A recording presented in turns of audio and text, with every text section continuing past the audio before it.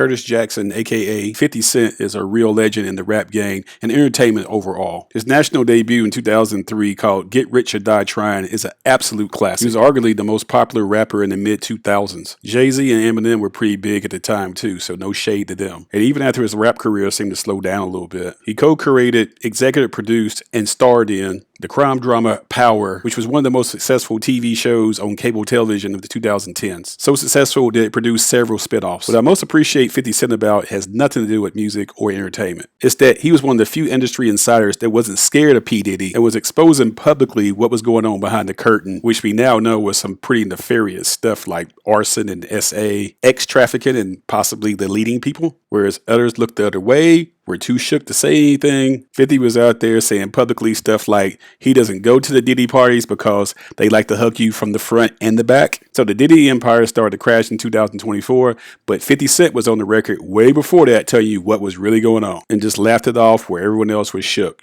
You really got to appreciate the balls on this guy. But I guess if you get shot 9 times and not just survive, but thrive, then I guess you're not scared of anything. So 50 Cent is not just an iconic rapper, actor, entrepreneur, and TV executive. He's probably one of the funniest trolls in the history of trolling. He's very good at it. I mean, this guy has probably one of the most recognizable memes in the history of memes. Yeah, that drive off and smile one, it never gets old. And then he got his hands on spoofing Spider-Man and that infamous, why did you walk down that dark alley in the first place, Karen? Upside down rain kiss. Quite honestly, it's one of the best things that happened in that first Spider-Man movie.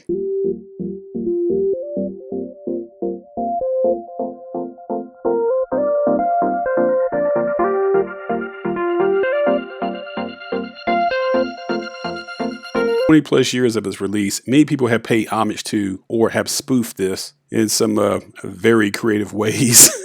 Why they do that to that dog? So 50 said, you know what, I'll have some of that action as well. And through one of his segments in association with BET, he did exactly that, doing a reenactment and a spoof of the rain kissing scene in the alley. If you haven't seen it before, then here are screenshots of it. I can't show the video because it got demonetized and blocked. So it follows the same plot that we saw in Spider-Man, but in this case, it's a random white woman who goes into a dark alley, foolishly like Mary Jane did the same thing. And she's about to get attacked by some hoodlums, of course. But just in the nick of time to save her is bootleg Spider-Man. Yeah, that's 50 Cent dressed up in a very bad looking Spider-Man uniform.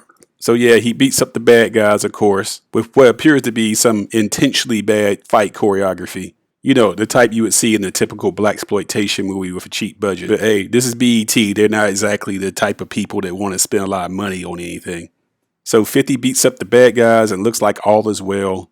And of course, he comes down slowly upside down to recreate that iconic scene. And the woman he saved is really excited and she takes off his mask and she's about to give him a kiss. But then everything changes when she finds out that Spider-Man is black, to her dismay, which is a hilarious plot twist.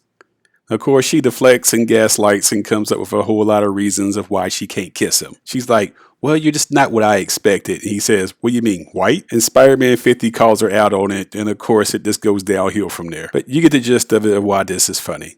I actually watched this better than I can explain, so I have a link in the description. When I first saw it, I was literally laughing out loud. It was one of the most funny things I ever saw on the internet. So be sure to speak up in the comments. I really want to know what you guys think about this. Did you find it to be as hilarious as I did, or do you think it was just corny? Be sure to sound off. Until next time, this is Comic Killer 72 for Comic Power saying bye-bye. And long live 50 the Troll.